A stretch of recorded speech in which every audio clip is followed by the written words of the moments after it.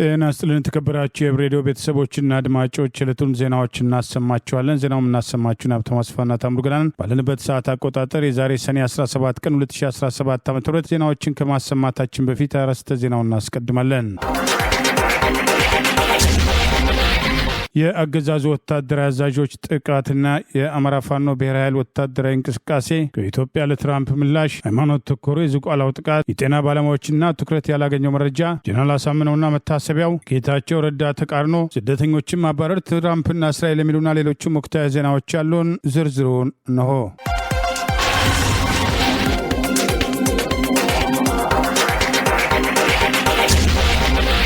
የአማራ ፋኖ ብሔራዊ ኃይል በጎጃም ቀጠና ዛሬን ጨምሮ በ24 ሰዓት ውስጥ ያደረጋቸው ወታደራዊ እንቅስቃሴዎችን ተከትሎ ድል መቀዳጀቱን አስታውቋል። የአማራ ፋኖ ብሔራዊ ኃይል አፋብኃ ከጎጃም ቀጠና ዛሬ ሰኔ 17 ቀን 2017 ባወጣው በዚሁ መግለጫ በዛሬው ዕለት በብራቃት ላይ ጥቃት መፈጸሙን አስታውቆ የኮሎኔል ታደሰ ሙሉነ ብርጌድ ብራቃት ከተማ መሽጎ በሚገኘው ጠላት ላይ የአርሶ አደሩን የዕለት ከዕለት እንቅስቃሴ ለማስተጓጎልና የግል የጦር መሳሪያውን ለመክፈፍ ወደ አርሶ አደሩ መንደር ባቀናው የአብይ አገዛዝ ስልጣን አስጠባቂ ጦር ላይ በጣለው የደፈጣ ጥቃት ለአንድ ሰዓት በቆየለ አስጨራሽ ውጊያ ጠላት ያሰበውን እንዳያሳካ ከማድረግ ባሻገር ከፍተኛ ሰብአዊና ቁሳዊ ኪሳራ እንደደረሰበት አስታውቋል። በዚህም የፋኖን ጥቃት መቋቋም ያቃተው የጠላት ኃይል ቅኑ ከሽፎ ወደ ምሽጉ መፈርጠጡን የጠቀሰው መግለጫ በዚያ ወደ ውጊያ በጠላት ላይ 6 የአብይ ዙፋን አስጠባቂ ሰራዊት አባላት ሲደመሰሱ በቁጥር ያልታወቁ በርካቶች መቁሰላቸውን አስታውቋል። በሌላ ግንባር በዛሬው ዕለት ሰኔ 17 ቀን 2017 ዓ.ም በሰከላ ወረዳ ግሽ አባይ ከተማ ዙሪያ ባሉ ቀበሌዎች በወራሪው ኃይል ላይ የታፈኑ ነዋሪዎችን የግዮን ብርጌድ ማስለቀቅ መቻሉንም ይኸው መግለጫ ጠቅሷል። በግዴታ ሰልፍ ትወጣላችሁ ማለት ከኮለል ቀበሌ 34 ሳውሳ 50 ጎንደር 64 ነዋሪዎችን ከቤተ ክርስቲያን አፍኖ ወደ ሰከላ ግሽ አባይ ከተማ ይዞ ሲንቀሳቀስ የነበረው ኃይል የግዮን ብርጌድ አባግስ ሻለቃ፣ ግትም ሻለቃና ኃይል አድማሱ ሻለቃ በአንድ ላይ ጥምረት በመፍጠር ጠላት ላይ መብረቃዊ ጥቃት በመሰንዘር ከታፈኑት ሰዎች መካከል 144 ንጹሐንን ነጻ ማድረጋቸው ተገልጿል። ሰከላ ወረዳ ግሽ አባይ ከተማ የመሸገው አሸባሪው ኃይል 22 ንጹሐንን አፍኖ የወሰደ ሲሆን ፋኖን ታወግዛላችሁ፣ ፋኖን የማታወግዙ ከሆነ እናንተም ፋኖ ናችሁ ትረሸናላችሁ ማለት ሲያስፈራራቸውና ስልጠና ሲሰጥ እንደዋለ ጊዮን ብርጌድ መረጃ እንደደረሰውም አስታውቋል። ከዚህ በተጨማሪ በትላንትናው ዕለት ከቀኑ 10 ሰዓት አባ ኮስትር ብርጌድ የረዝ ቀበሌ ላይ ድንገተኛ የደፈጣ ጥቃት በመፈጸም በጠላት ላይ ጉዳት ማድረሱም አስታውቋል። በዚህ የደፈጣ ጥቃት በቁጥር ያልታወቀ የጠላት ኃይል ሙትና ቁስለኛ መሆኑንም አስታውቋል። የአማራ ፋኖ ብሔራዊ ኃይል ከጎጃም ቀጠና 3ኛው አገው ምድር ክፍለ ጦር ቢተወደድ አያሌው መኮንን ብርጌድ በበኩሉ ጠላት ላይ ጥቃት ሰንዝሮ ድል መቀዳጀቱን አስታውቋል። በዚህ ቢተወደድ አያሌው ብርጌድ ሰዓታት በፈጀ አውደ ውጊያ የአማራ ፋኖ ብሔራዊ ኃይል በጎንደር ቀጠና አድዋ ክፍለ ጦር የንጋት ጮራ ብርጌድ ጋር ከቁንዝላ ከተማ በቅርብ ርቀት ከምትገኘዋ ዳርፉር ዝችር ላይ መሽጎ ያለውን የጠላት ኃይል ላይ ዶፍ ማውረዳቸው ተገልጿል። አሸባሪው የብልጽግና ጦር የሞቱበትን አስክሬን ለመለቃቀም ሳንካራ ባርከንታ ላይ ያለውን ኃይል በማሰባሰብ ዳግመኛ ለማጥቃት ቢሞክርም እቅዱ ከሽፎ ውጊያው በፋኖ አሸናፊነት መጠናቀቁን በዚህም 9 የአገዛዙ ስልጣን አስጠባቂ ጦር ሲደመሰሱ 11 መቁሰላቸው ተገልጿል። ይህ በእንዲህ እንዳለ ስቦ ማስከዳቱ ተጠናክሮ የቀጠለ ሲሆን ከጁቤ በመውጣት ዛሬ ሰኔ 17 ቀን 2017 ዓ.ም የአማራ ፋኖ ብሔራዊ ኃይል የጎጃም ቀጠና 7ኛው አዲስ ዓለማየሁ ክፍለ ጦር አብራጂት ብርጌድን ከነሙሉ የተቀላቀለው ሚሊሻ የጠላት አሽከርነት ሰለቸኝ ከህዝቤ ጎን ለመቆም ብልጽግናን ትቼ መጥቻለሁ ማለቱን ይኸው መግለጫ ጠቅሷል። በሌላ በኩል ህዝብ ማዋየት ተጠናክሮ መቀጠሉን የጠቀሰው መግለጫ የበረኛው ቀስተ ደመና ብርጌድ በጫጎ ደረባና በገነት ቀበሌዎች ህዝብን በመሰብሰብ የጨፍጫፊ የብልጽግና አገዛዝ በህዝባችን ላይ እያደረሰ ያለው መጠነ ሰፊ ጥፋትና የንጹሐንን ጭፍጨፋ በተመለከተ ለማህበረሰባችን መልካም አስተዳደር ተግባራዊ ለማድረግ በሚያስችሉ ጉዳዮች ዙሪያ ማህበረሰቡን በሰፊው ያወያየ ሲሆን ማህበረሰቡን የሚያውኩ እንቅስቃሴዎች ካሉ ከፋኖ ጋር በመረባረብ የአካባቢውን ሰላም ማስከበር እንደሚገባ በሰፊው ውይይት መደረጉን የአማራ ፋኖ ብሔራዊ ኃይል አፋብኃ ከጎጃም ቀጠና ዛሬ ሰኔ 17 ቀን 2017 ባወጣው በዚሁ መግለጫ ጠቅሷል።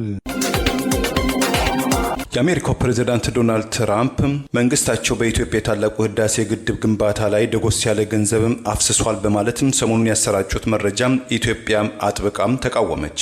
ዶናልድ ትራምፕም የኖቤል ተሸላሚ እንዲሆኑ ሲሉ አንድ የአሜሪካ የህዝብ እንደራሴም ጥያቄ አቀረቡ።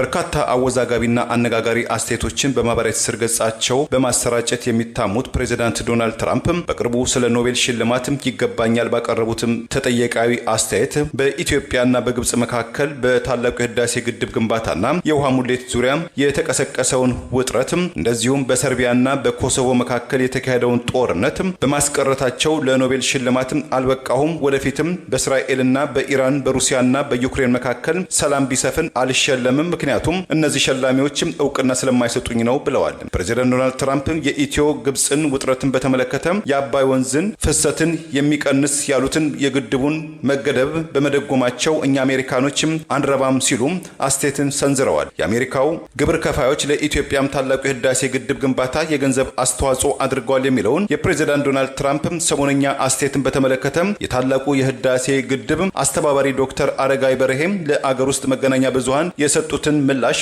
ተንተርስሶ ኤፒኤ እንደዘገበው የዶናልድ ትራምፕ አስተያየትን ጸብ አጫሪና ተቀባይነት የሌለው ማለታቸውን ዘግቧል። ዶክተር አረጋይ በዚህ አስተያየታቸው የታላቁ የህዳሴ ግድብ ከጅማሬው እስከ አሁን ድረስ የተገነባው በኢትዮጵያውያን አንጡራ ሀብት ጉልበትና እውቀት ነው። ይህ ጉዳይ በዓለም አቀፍም ፖለቲካ የሚጠነጠንና የእኛም ግብረ መልስ የፕሬዚዳንት ዶናልድ ትራምፕን አባባል የአስተያየት አቋምንም አይቀይረውም ብለዋል።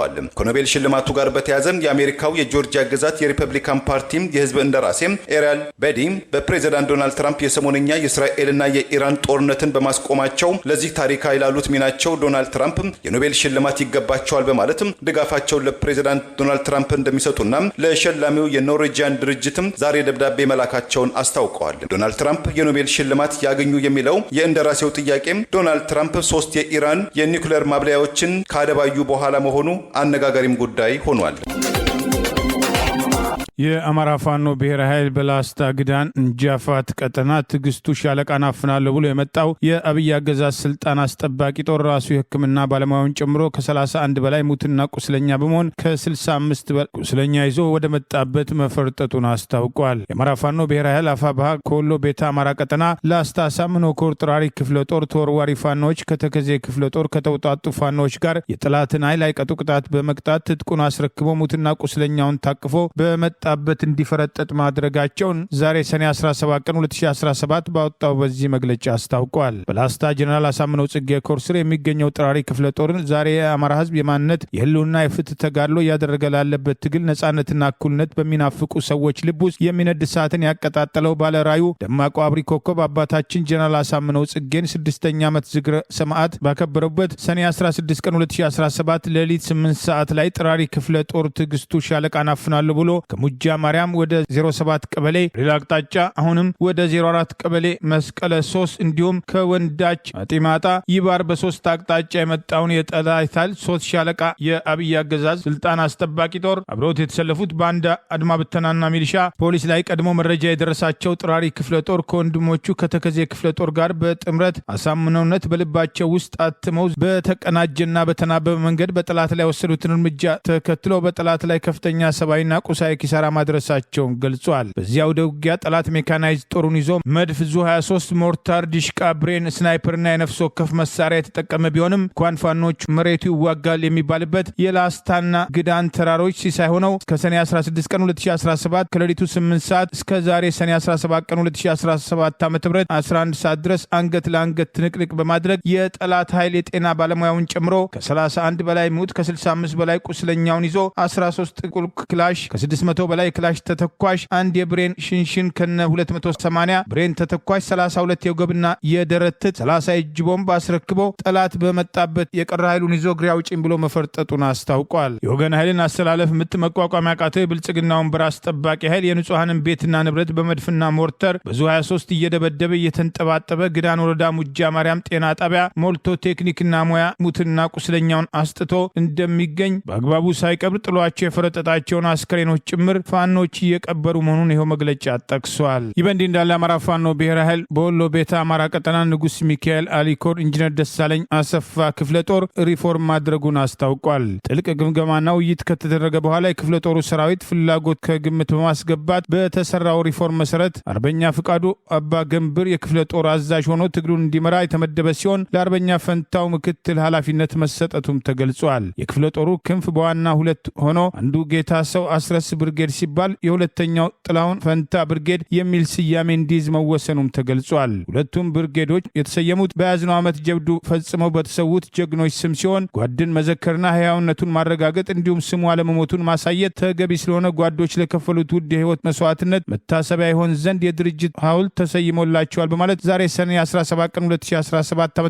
አፋብኃ ከቀጠናው ባወጣው በዚሁ መግለጫ አስታውቋል። በኦሮሚያ ክልል ምስራቅ ሸዋ ዞን በሚገኘው በዝቋላ አቦ ገዳም ደብረ ከዋክብት አቡነ ገብረ መንፈስ ቅዱስ ገዳም አቅራቢያ በተፈጸመም ጥቃትም የአንድ መናኝ አባት ህይወት ማለፉ በሌላኛው መለኩሴ ላይም ጉዳት መድረሱም ተገለጸ።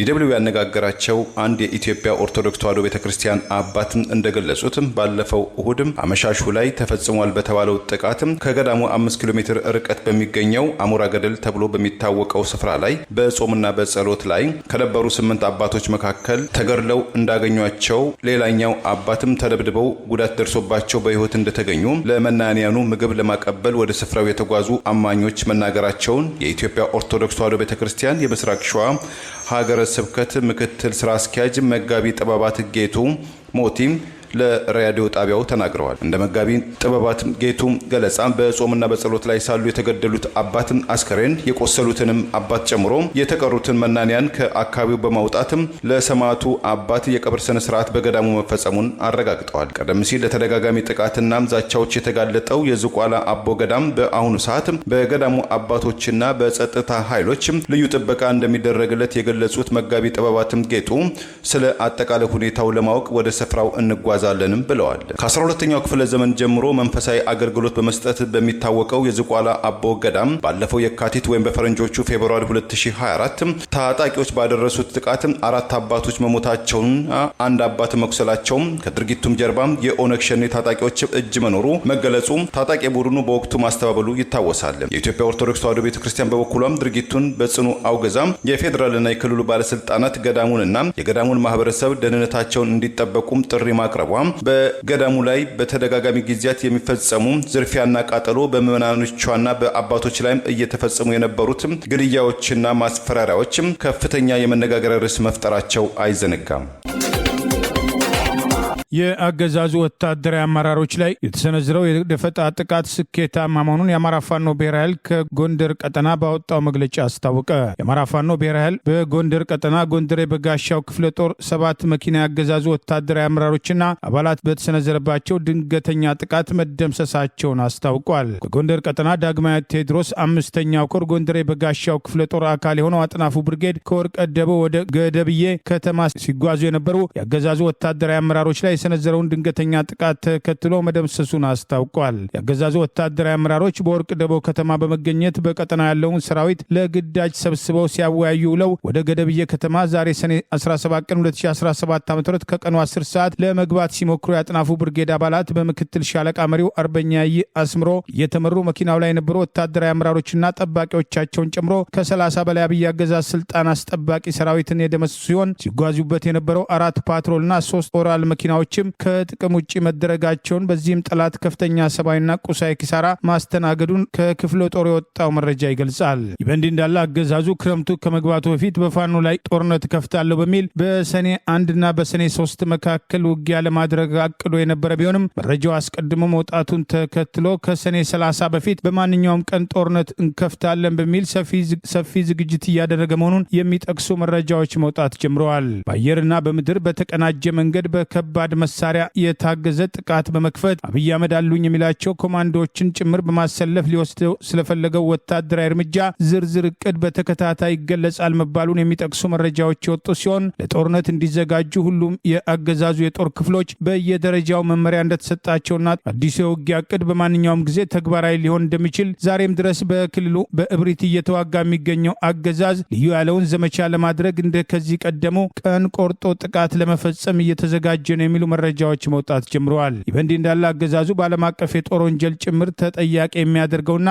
እድሜያቸው ለውትድርና ያልደረሱ ልጆችን ዛሬም በኮማንዶና በመደበኛ ወታደርነት እያሰለጠነ መሆኑን ከብር ሸለቆ ማሰልጠኛ ጣቢያ የነበሩ የአገዛዙ ታዳጊ ወታደሮች በፎቶግራፍ ጭምር የተደገፈ መረጃ ወጥቷል። አብይ አህመድ ህጻናትን በማስጨረስ ስልጣኑን ለማስቀጠል ጦርነትን የሙጥኝ ማለቱን በአማራ ህዝብ ላይ በብሪት የከፈተውን ጦርነት ተከትሎ ጦርነቱን እንዲያቆም ወራሪውን ሰራዊት እንዲያስወጣ በተደጋ በተደጋጋሚ የሚቀርበውን ጥሪ ወደ ጎን በማድረግ ዛሬም የከፋ ጉዳት በማድረስ ጦርነቱን በበላይ ያጠናቅቃለሁ የሚል እቅድ አውጥቶ እየተንቀሳቀሰ ቢሆንም ያገዛዙ ስልጣን አስጠባቂ ጦር ለአብይ አህመድና ጓዶቹ ስልጣን ስንል አንሞትም፣ የአማራ ህዝብን ለመጨፍጨፍ አይደለም የሰለጠነው መከላከያ ድንበር ይጠብቃል እንጂ እንዴት ህዝብ እየጨፈጨፈ ይኖራል በማለት በጦርነት መማረራቸውና መሰላቸታቸውን በተለያዩ አቅጣጫዎች ለፋኖ እጅ በሰጡበት ወቅት ከሰጧቸው ምስክርነቶች መሰረት አድርገን በተከታታይ መዘገባችን አይዘነጋም።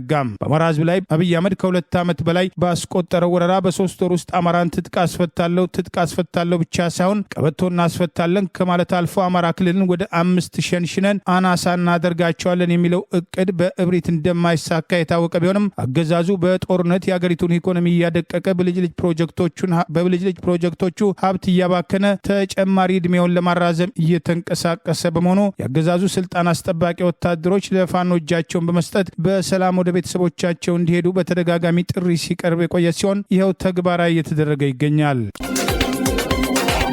የጤና ባለሙያዎች ንቅናቄ ከተሰጠው ባዶ ተስፋ በላይ አብይ አህመድ የጤና ባለሙያውን ንቅናቄ ለመመለስ ፍላጎት እንደሌለው በውይይቱ ሀሳቡን ማንጸባረቁ ትኩረት ሊያገኝ እንደሚገባ የኦሮሚያ የጤና ባለሙያዎች ማህበር ያወጣው መግለጫ ጠቁሟል። የኢትዮጵያ ጤና ባለሙያዎች ንቅናቄ የኦሮሚያ ጤና ባለሙያዎች ማህበር ያወጣውን መግለጫ መሰረት አድርጎ የቀረበ ማብራሪያን ይፋ ያደረገ ሲሆን በዚህም ከአብይ አህመድ ጋር የጤና ባለሙያዎች ባደረጉት ውይይት ላይ ከ500 ሺህ በላይ የሚሆኑ የጤና ባለሙያዎች ስራ ቢያቆሙ ባይኖሩ ከ100 ሚሊዮን በላይ የሚሆነው ህዝብ ምንም አይሆንም በማለት የሰጠው አደገኛ አስተያየት ለጥያቄው ያለውን የተንሸዋረረ አመለካከት እንደሚያሳይ ይፋ አድርገዋል። ከዚህ አልፎ ጥያቄውን ከፖለቲካና የሌሎች አጀንዳ አራማጅ አድርጎ የጤና ባለሙያዎችን የማሰብና የመረዳት ችሎታ ዝቅ አድርጎ ለማየት የሞከረበት ሂደት የሰጣቸውን ባዶ ተስፋዎች መሰረት አድርጎ ወደፊትም ውጤት ይመጣል ተብሎ እንደማይጠበቅ ማህበሩ በግልጽ አስተያየቱን አስፍሯል። አገዛዙ ለ1 ወር ቅድሚያ በመስጠት ጥያቄያቸው ተግባራዊ እንዲሆን የጠየቁት የኢትዮጵያ ጤና ባለሙያዎች ንቅናቄ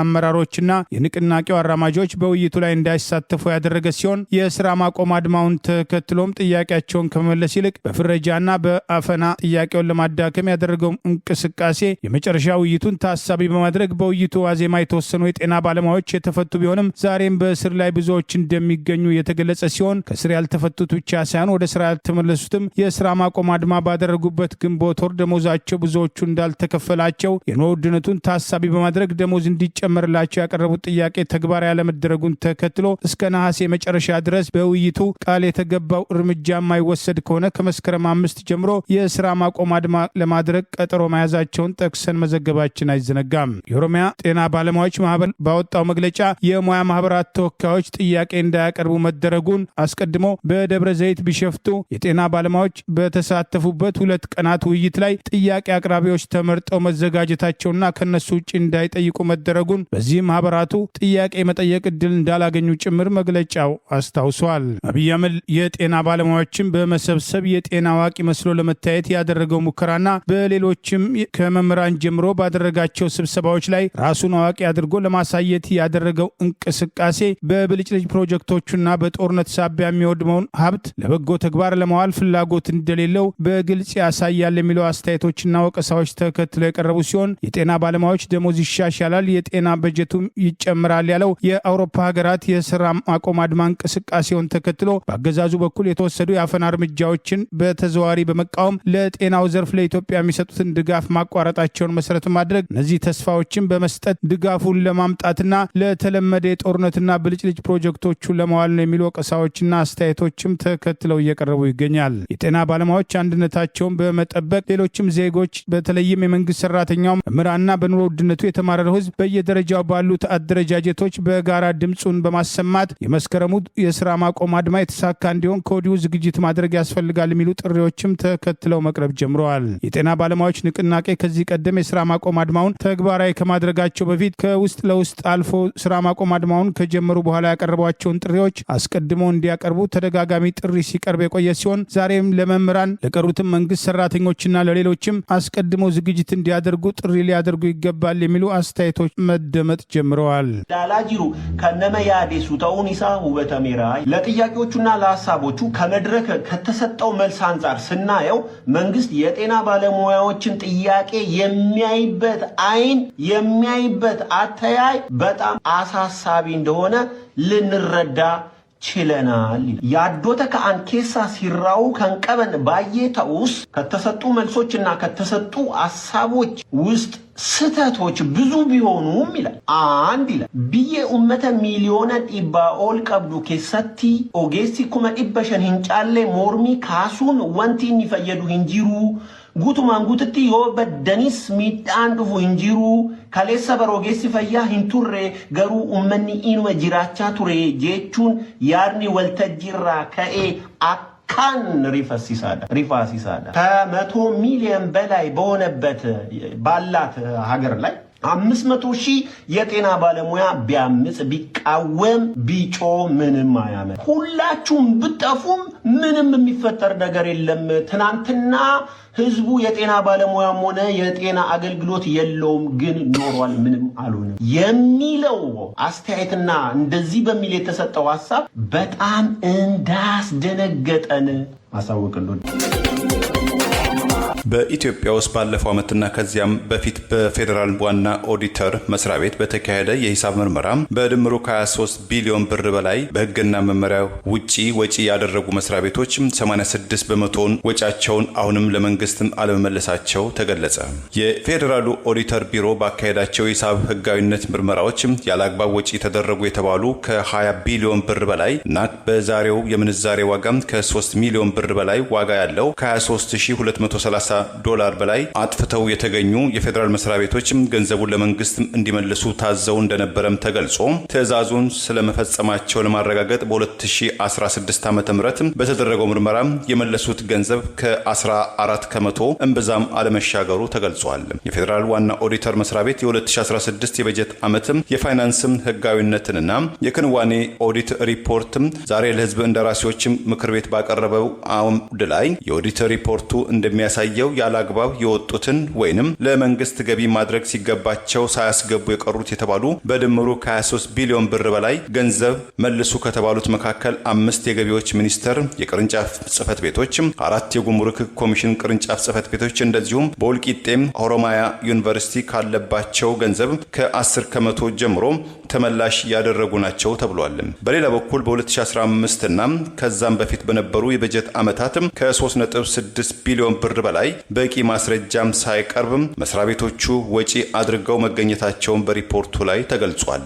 ማስረጃውን እንዲያቀርቡም ካልሆነም ገንዘቡን እንዲመልሱ መስሪያ ቤቶቹ ታዘው እንደነበር የተገለጸ ሲሆን በ2016 የበጀት ዓመት የሂሳብ ምርመራ ሲደረግ ማስረጃም ካላቀረቡት 3.6 ቢሊዮን ብር መካከል 1.9 ቢሊዮን ወይንም 54 በመቶ ማስረጃ ማቅረቡ በሪፖርቱ ላይ ተገልጿል። የኦዲት ሪፖርቱ ባለፈው ዓመት የሂሳብ ምርመራ የክንዋኔ ኦዲት ከተደረገባቸው 169 መስሪያ ቤቶች መካከል ከጉድለት የታዩትን በዝርዝር የያዘ መሆኑን አስታውቋል። በአዲሱ ኦዲትም በትግራይ ክልል በአክሱም ዩኒቨርሲቲና በሁለት የጉምሩክ ቅርንጫፍ መስሪያ ቤቶች ከ3.2 ሚሊዮን ብር በላይ በጥሬ ገንዘብ ጉድለት መገኘቱም ሌሎችም ግድፈቶች መከሰታቸውን ኦዲት ሪፖርቱ አመላክቷል። የብርጋዴር ጀነራል አሳምነው ጽጌ መስዋዕትነት 6ኛ ዓመት ታሰበ።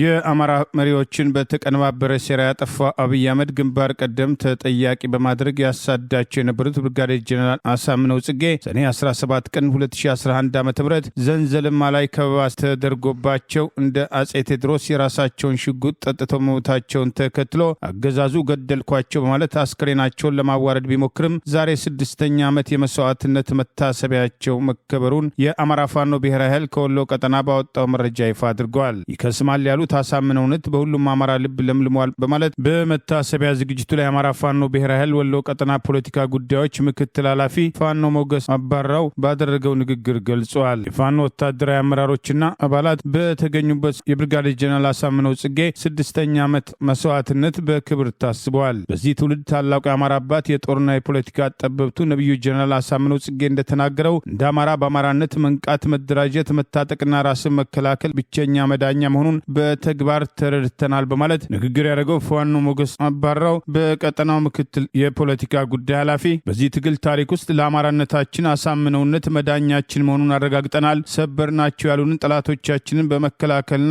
በመልሶ ማጥቃት አከርካሪያቸውን እየሰበርን አንገታቸውን እያስደፋን በአማራነታችን ቀና ማለት ጀምረናል። ቀናም ብለናል። ከእንግዲህ አማራነታችንና የፋኖነት ትግላችን ላይ ቀለበስ ጫፍ ደርሷል በማለት በመታሰቢያው ዝግጅት ላይ ባደረገው ንግግር አስታውቋል። ጠላቶቻችን አማራን እንደ ህዝብ ለማዋረድና ፋኖን እንደ ኃይል ከምድረ ገጽ ለማጥፋት ያልቆረጡት ቀን ያልቀጠሩት ጊዜ ባይኖርም ፈልገን ሳይሆን ተገደን የገባንበት ትግል የፍትህ ሚዛኑን ለእኛ ደፍቶ የቆረጡት ቀን በራሳቸው ላይ የቆረጠባቸው ድል እየጠማቸው ማሸነፍ እየናፈቃቸው ጀንበር እየጠለቀችባቸው ስለመሆኑ ትግሉ ምስክር ነው ሲል አስተያየቱን ገልጿል። በደረሰባቸው የኃይል ኢኮኖሚና የፖለቲካ ኪሳራ አማራ ማንበርከክና አንገት ማስደፋት ፈጽሞ የማይቻል መሆኑን በተግባር አሳይተውታል ባለው በዚህ ንግግሩ አማራን ለማቃጠል ያነደዱት ስርዓት ራሳቸውን እየለበነበና ለፋኖ የቆፈሩት ጉድጓድ ራሳቸውን እየቀበረ ስለመሆኑ የአማራ መሬት ሕያው ምስክር ነው ሲል ጠቅሷል። በጥቅሉ በዚህ ትግል ድሉ የአማራ ህዝብ ስለመሆኑ አያጠራጥርም። ምክንያቱም ዓላማችን አሳምነውነት፣ ትግላችን የአማራነት፣ ግባችን ኢትዮጵያዊነት ነውና በማለት በዚሁ የመታሰቢያ ዝግጅት ላይ ባደረገው ንግግር ጠቅሷል።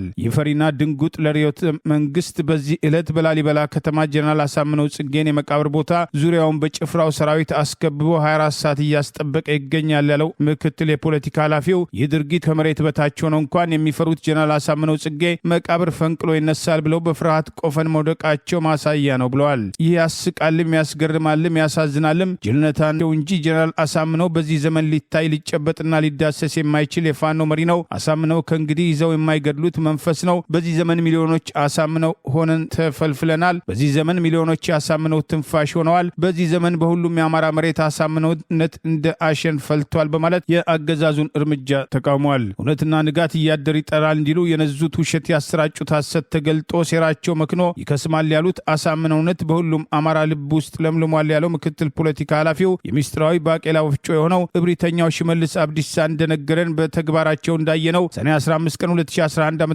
አባይ ማዶ ተሻግረው አማራን አደናገር ነው አወዛገብ ነው ምሁራኖቻችንን እነ ዶክተር አምባቸውን ገድለው የአማራ ልዩ ኃይልን ጨፍጭፈው ታላቁን የአማራ አባት ጀነራል አሳምነውን ዘንዘልማ ላይ ጭፍሮቻቸውን አሰማርተው ከበባ ያደረጉበት ቀን ሰኔ 17 ቀን 2011 ዓ.ም መሆኑን በዚሁ ንግግር ፋኖ ሞገስ አባራው አስታውሷል። በዚህ ቀን ጀነራል አሳምነውን ዘንዘልማ መሬት ላይ ከበባ ሲያደርጉበት እንደ አባቱ አጼ ቴዎድሮስ ከጠላት እጅ አልወድቅም ብሎ ራሱን መስዋዕት አድርጓል። እውነቱ ይህ ነው። ይህም በህዝቡ ልብ ውስጥ ያለ እውነት ነው። ይህ እውነትም የተጫነበትን ሐሰት ፈንቅሎ ወጥቷል። የዛሬው ትግላችንም እውነት በመሆኑ ያሸንፋል። ጽንፈኛና ዘራፊ እያሉ የሚያንቋሽሹት ፋኖነታችንም የሐሰት ብልጽግናን ቀብሮ መንገሱ አይቀርም። ድሉ የአማራ መሆኑን አያጠራጥርም። ምክንያቱም አማራ ላይ ጨርስ አልጀመረምና በማለት አሳምነውነት ይለምልም አብይዝም ይውደም ሲል ዛሬ ሰኔ 17 ቀን 2017 ዓ.ም ፋኖ ሞገስ አባራው የአማራ ፋኖ ብሔራዊ ኃይል ወሎ ቤተ አማራ ቀጠና ምክትል የፖለቲካ ጉዳይ ኃላፊ በብርጋዴር ጀነራል አሳምነው ጽጌ በክብር መሰዋት 6ኛ ዓመት መታሰቢያ ላይ ባደረገው ንግግር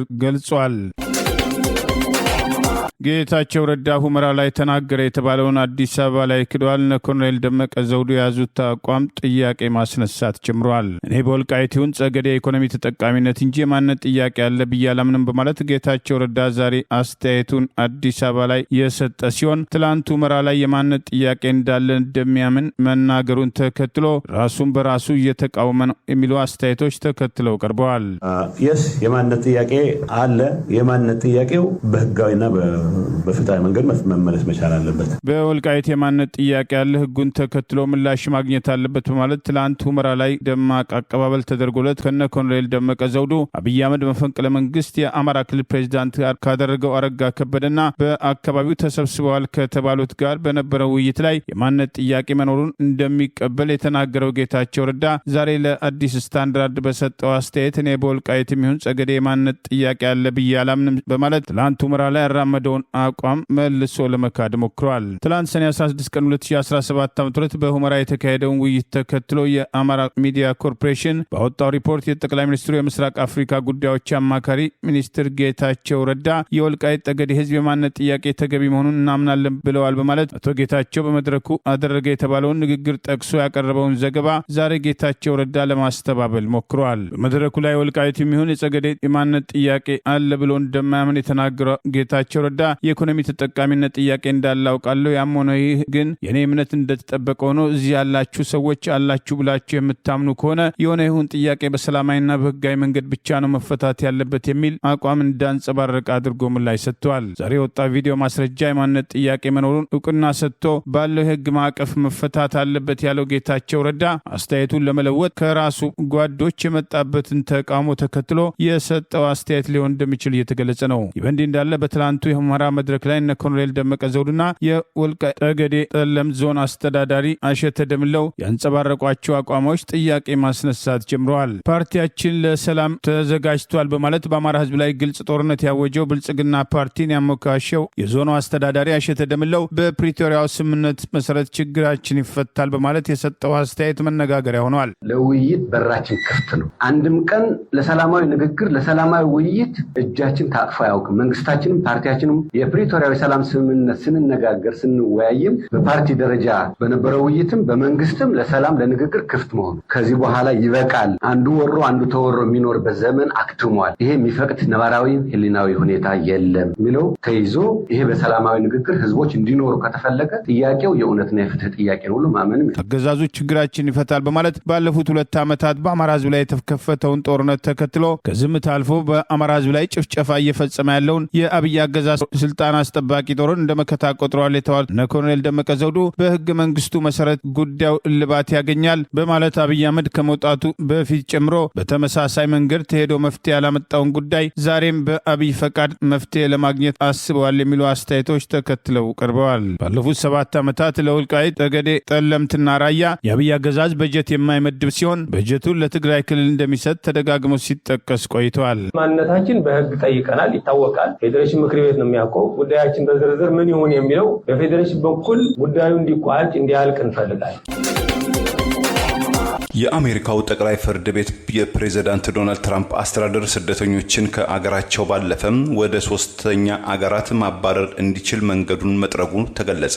የታችኛው ፍርድ ቤት የፕሬዝዳንት ዶናልድ ትራምፕ አስተዳደር ስደተኞች ወደ ሶስተኛው አገር ሲባረሩ የሚገጥማቸው ችግር እንዲያስረዱ ትርጉም ያለው እድል እንዲሰጥ የወሰነውን ውሳኔ ፍትሐኛ ፍርድ ቤቱም 6-3 በሆነ ድምጽም ሽሮታል። 3 ለዘብተኛም የፍርድ ቤቱ ዳኞች ህገወጥነትን የሚያበረታታ ነው ያሉትን ብይንም ተቃውሞ ጉዳዩ ባለፈው ግንቦትም የማይናማር ወይም የቀድሞ በርማ፣ የደቡብ ሱዳን፣ የኩባ፣ የሜክሲኮ፣ የላኦስና የቬትናም 8 ስደተኞች ወደ ደቡብ ሱዳን የሚወስድ አውሮፕላን ውስጥ እንዲሳፈሩ መደረጉን ተከትሎ የመጣም ሲሆን የፕሬዝዳንት ዶናልድ ትራምፕ አስተዳደር ስደተኞቹም ከክፋትም የከፋ ናቸው ብሏቸዋል። የቦስተን የአሜሪካ ፍርድ ቤት ዳኛ ብራያን ማርፊ ባለፈው ሚያዝያ ስደተኞቹ በሶስተኛ አገር ማሰቃየት ወይንም ግድያ ይፈጸምብናል ብለው ካመኑ ጉዳያቸውን እንዲስ ያሰሙ እድል ሊሰጣቸው እንደሚገባ ውሳኔ ማስተላለፋቸውም ተመልክቷል። ይህ እድል ሌሎችም ህጋዊ አቤቱታዎችም ውድቅ ቢያደርጉ እንኳን ሊሰጣቸው እንደሚገባም የተነገረ ሲሆን ዳኛም ሶኒያ ሶማይተነር፣ ኤሊናም ኬንጋን እና ኬሜት ጂም ብራውን ጃክሰን በትላንትናው ዕለት በአብላጫ ድምጽ የጸደቀውንና ያልተፈረመውን ውሳኔም ከባድ ጥሰት ሲሉትም ተችተውታል። የአሜሪካም የአገር ውስጥ ደህንነት መስሪያ ቤትም ውሳኔው ለአሜሪካና ለዜጎቿም ደህንነትና ጥበቃም ድል ነው ሲልም አወድሶታል። የተቋሙ ቃል አቀባይ ትሬሺያ ማክሌን ማብራሪያ አውሮፕላኖችም ያሟሙቁ ሲሉ ከውሳኔ በኋላም አስተያየታቸውን ሰንዝረዋል። የፕሬዝዳንት ዶናልድ ትራምፕ አስተዳደር 8ቱ ስደተኞች በአሜሪካ ግድያ፣ እሳት ቃጠሎና በጦር መሳሪያ ዝርፊያን ጨምሮ አስከፊ ወንጀሎች የፈጸሙ ናቸው ሲልም ወንጅሏቸዋል። የስደተኞቹ ጠበቃም ለጠቅላይ ፍርድ ቤቱ ባስገቡት አቤት ባይ ማመልከቻቸው አብዛኞቹ ስደተኞች ወንጀለኞች ተብለው የተፈረደባቸው አይደሉም ብለዋል። ከሳሾቹን የወከለው ብሔራዊ የኢሚግሬሽን ሙግት ትብብር የፍርድ ቤቱን ውሳኔ አሳፋሪ ሲል ተቃውሞውን ገልጾታል። የትብብሩ ስራ አስፈጻሚ ትሪና ሬልሞት የፍርድ ቤቱ ውሳኔ ደንበኞቻቸውን ለስቃይና ለሞት ያጋለጠም ሲሉም ተችተውታል። በአማራ ህዝብ ላይ በብሪት ጦርነት ያወጀው አገዛዝ የፋኖ ቤተሰቦች ላይ ተጨማሪ ግድያና ጥቃት ለመፈጸም እቅድ አውጥቶ እየተንቀሳቀሰ መሆኑን በመግለጽ በዚህ ድርጊት የሚሳተፉ ላይ የአጸፋ እርምጃ እንደሚወስድ የአማራ ፋኖ ብሔራዊ ኃይል ከጎጃም ቀጠና ባወጣው መግለጫ አስታውቋል። የፋኖ ቤተሰቦች ናቸው የተባሉትን በአሰቃቂ ሁኔታ የገደለው፣ ለከፋ እስርና እንግልት የዳረገው፣ ከስራ ላፈናቀለው፣ ከቦታ ቦታ እንዳይንቀሳቀሱ ላገደውና መኖሪያ ቤታቸውን ላቃጠለው፣ የንግድ ድርጅታቸው ለዘጋው፣ ሀብት ንብረታቸውን ለዘረፈው፣ ላወደመውና የግል ስራቸው ያስተጓጎለው አገዛዝ ተጨማሪ ተመሳሳይ ጥፋት ለማድረግ እየተንቀሳቀሰ መሆኑን የአማራ ፋኖ ብሔራዊ ኃይል አፋብኃ ከጎጃም ቀጠና ዛሬ ሰኔ 17 ቀን 2017 ባወጣው መግለጫ ጠቅሶ ድርጊቱን የሃይማኖት አባቶችና የብልጽግና ካድሬ ቤተሰቦች ጭምር ታግለው እንዲያሸንፉ ጥሪ ያቀረበ ሲሆን ይህ የማይሆን ከሆነ በድርጊቱ ላይ በተሳተፉት የአጸፋ እርምጃ እንደሚወስድ አስታውቋል። በአማራ ጠልነት ህዝብን በመጨፍጨፍና ሀብትን በማውደም የሚጸና አገዛዝ አይኖርም ያለው ይህ መግለጫ አማራን ከምድረ ገጽ ማጥፋት አለብን በሚል ለዘመናት በህዝባችን ላይ ሁለንተናዊ ጥቃት ከፍተው የኖሩት ተወራራሽ አገዛዞችና አውዳሚ ኃይሎች የመጨረሻ ቀንድ የሆነው የብልጽግና አገዛዝ አማራን እንደ ህዝብ ፈርጆ ይፋዊ ጦርነት በማወጅ መጨፍጨፍ ከጀመረ ድፍን 2 ዓመት ሆኖታል ሲል አስታውቋል። በዚህ አገዛዙ ይፋዊ ጦርነት ዘመቻና ጭፍጨፋ ምክንያት የአማራ ህዝብ ከፍተኛ የሆነ ሰብአዊና ቁሳዊ ውድመት ሲደርስበት መቆየቱን የጠቀሰው መግለጫ አማራ እንደ ህዝብ የታወጀበትን የጥፋት አዋጅ ለመቀልበስ በፋኖነት ተደራጅቶ ከዚህ አረመናዊ አገዛዝ ጋር ፊት ለፊት እየተፋለመ ሲሆን በሚያስደንቅ ጽናትና ይበገሬነት በአገዛዙ ላይ ከባድ በትር በማሳረፍ የአገዛዙን የአማራ ክልል መዋቅር በማፈራረስ ከፍተኛ ድል ሲቀዳጅ መቆየቱን ከጎጃም ቀጠና ያወጣው መግለጫ ጠቅሷል።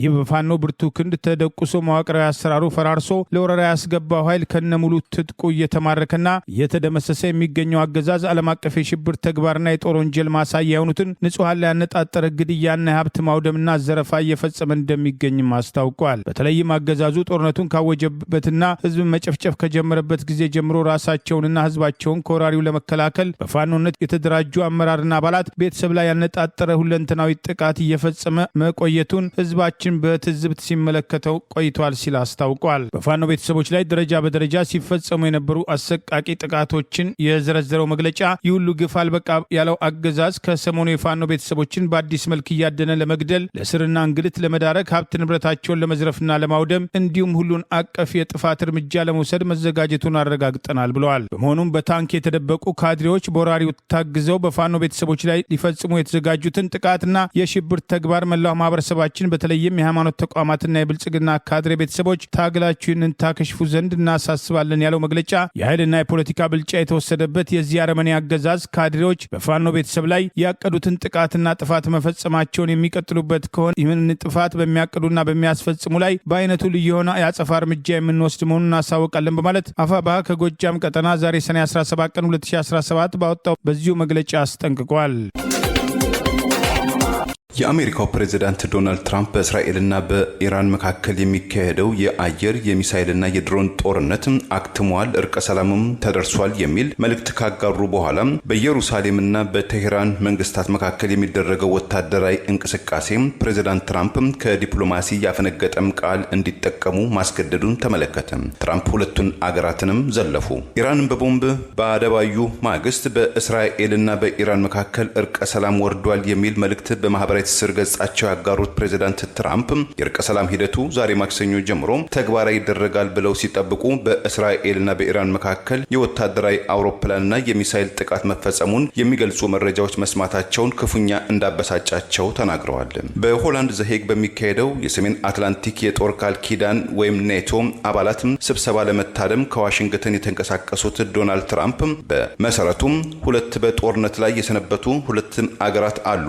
እነዚህ አገራት ማለትም እስራኤልና ኢራን ምን አይነትም ጸያፍ በእንግሊዝኛ ቋንቋ ኤፍ ቃል በመጠቀም እያደረጉ እንደሆነ አያውቁም በማለት ዶናልድ ትራምፕ ለጋዜጠኞች መሪር ቅሬታቸውን ገልጸዋል። ፕሬዚዳንት ዶናልድ ትራምፕ ትሩስ በተሰኘው ማህበራዊ ትስስር ገጻቸው ላይ በተለይ ለቅርብ ወዳጃቸው እስራኤል ባስተላለፉት መልእክት እስራኤል ሆይ እነዚያ ቦምቦችሽን ከማዝነብ ተቆጠቢ፣ ይህንን ካደረግሽ ግን ትልቅም ጥሰት ነው፣ ፓይለቶችሽን አሁኑኑ በአስቸኳይ ወደ ቤት መልሻቸውም ሲሉም አስጠንቅቀዋል። በዶናልድ ትራምፕ ቀመር የተኩስ አቁም ስምምነትን ተግባራዊ ከመደረጉ በፊት ኢራን በእስራኤል ቤርሻቫ አካባቢ በወነጨፈችው ሚሳኤል አንድ ህንጻም ተጎድቶ 4 ሰዎች መሞታቸው፣ እስራኤል በምትኩ በሰሜን ቴሄራን አካባቢ አንድ ራዳር ማጥቃቷም ከፕሬዚዳንት ዶናልድ ትራምፕ ጋር ንግግር ያደረጉት የእስራኤሉ ጠቅላይ ሚኒስትር ቤንያሚን ኔታንያሁ ሀገራቸው እስራኤል ኢራንን ከማጥቃት መቆጠቧን ጽህፈት ቤታቸው ገልጿል።